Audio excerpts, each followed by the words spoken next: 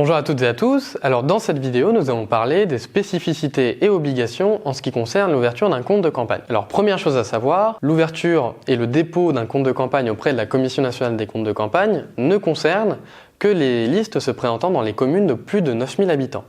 En effet, les listes se présentant dans les communes de moins de 9000 habitants ne sont pas concernées par l'obligation d'ouvrir et de déposer un compte de campagne. Alors maintenant, un compte de campagne, qu'est-ce que c'est ? Eh bien, c'est un compte qui retrace l'intégralité des ressources ayant été perçues par le mandataire financier et l'intégralité des dépenses ayant été engagées en vue de susciter le suffrage des électeurs. Alors, il y a un certain nombre de règles à respecter vis-à-vis du compte de campagne, et la première est la règle du plafond de dépenses. En effet, dans le cadre de toutes les élections en France, le compte de campagne est plafonné. C'est-à-dire qu'on ne peut pas dépasser un plafond de dépenses fixé par l'article L52-11 du Code électoral. Dans le cadre des élections municipales, donc, ce plafond de dépenses va dépendre de la population de la commune, et donc c'est la préfecture qui va arrêter la population de référence de la commune qui permet le calcul de ce plafond. Je vous invite donc à aller regarder sur le site de la préfecture dont dépend votre commune pour prendre connaissance du plafond de dépenses dans le cadre des élections municipales de votre commune. Alors ce plafond de dépenses, il ne peut être dépassé sous peine tout simplement de rejet automatique du compte de campagne par la Commission nationale des comptes de campagne. Voilà pourquoi il est extrêmement important d'avoir toutes les informations en main lorsque le compte de campagne est ouvert pour s'assurer tout simplement qu'on ne dépense pas trop vite trop d'argent et qu'on ne s'approche pas trop rapidement du plafond de dépenses, sachant qu'une campagne électorale dure plusieurs mois. Alors maintenant, il y a aussi un autre plafond de dépenses qui est le plafond de dépenses remboursables. Ce plafond de dépenses remboursables, il dépend du premier plafond que j'ai déjà cité, puisque celui-ci équivaut à 47,5% du plafond de dépenses total. Donc par exemple, pour un compte de campagne dont le plafond de dépenses est fixé à 40 000 €, eh bien, le plafond de dépenses remboursable sera lui de 19 000 €. C'est-à-dire que, au mieux, sous réserve d'avoir dépensé au minimum cette somme, eh bien, au mieux, le candidat ou la candidate tête de liste qui représente la liste pourra être remboursé de 19 000 € si la liste a fait 5% ou plus aux élections municipales et si le compte de campagne a été validé par la Commission nationale des comptes de campagne. Voilà pour les questions de plafond.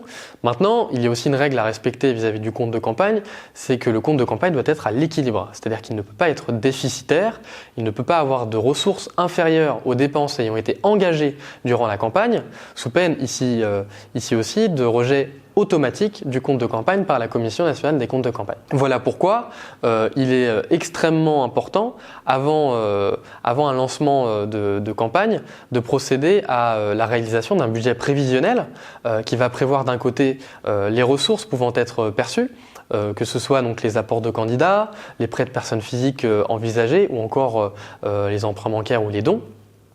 Et de l'autre, les dépenses qui, au regard de ces ressources prévisionnelles, peuvent être engagées dans le cadre de la campagne en fonction de la stratégie de campagne qui est retenue.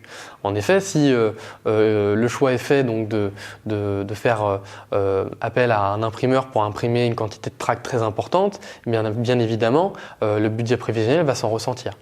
Donc voilà, c'est des questions assez stratégiques qui concernent le plan de campagne qu'il faut traiter avant même l'ouverture du compte de campagne afin de pouvoir gérer les dépenses au mieux lorsque le compte de campagne est ouvert. Ça, c'est pour les questions d'ordre légal, mais il y a aussi une question de forme à respecter.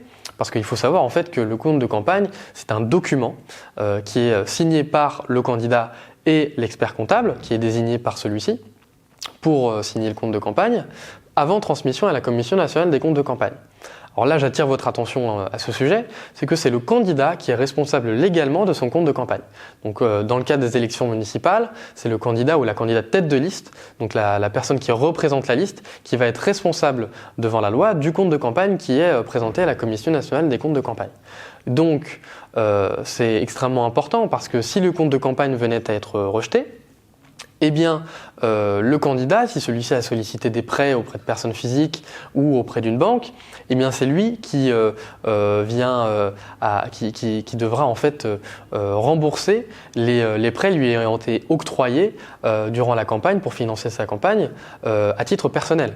Donc voilà pourquoi il est extrêmement important pour le candidat de faire très attention à la manière dont est tenu le compte de campagne et à ne pas prendre cette question à la légère dans la mesure où cela peut avoir des conséquences quand même assez dramatiques si jamais le compte de campagne n'est pas tenu de manière assez sérieuse et rigoureuse. Voilà. Alors, donc comme je l'ai dit, c'est un document qui est transmis à la Commission nationale des comptes de campagne. À ces documents donc, sont joints différents éléments. Alors on va trouver d'une part les justificatifs des dépenses, que sont les factures, les éléments qui permettent d'attester du fait que la dépense ayant été engagée a été réalisée. Par exemple pour les tracts, il faudra donc joindre à la facture de l'imprimeur un exemplaire des tracts, pour les affiches un exemplaire des affiches, afin que la commission puisse constater que la prestation a bien été effectuée. Dans le cadre des ressources qui sont retracées, et notamment des dons, il faudra joindre au compte de campagne les souches de reçus-dons qui sont donc donnés par le mandataire financier au donateur pour qu'il puisse bénéficier de la réduction fiscale.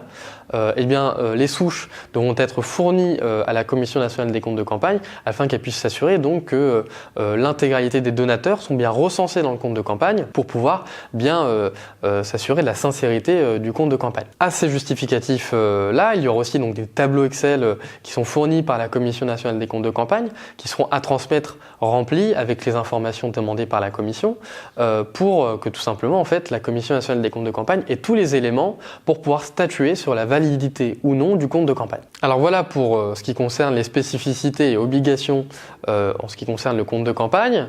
Vous avez la possibilité bien évidemment de poser des questions vis-à-vis des questions de financement électoral sur l'adresse municipale 2020@lafranceinsoumise.fr. Nous essaierons de répondre le plus rapidement possible à vos questions.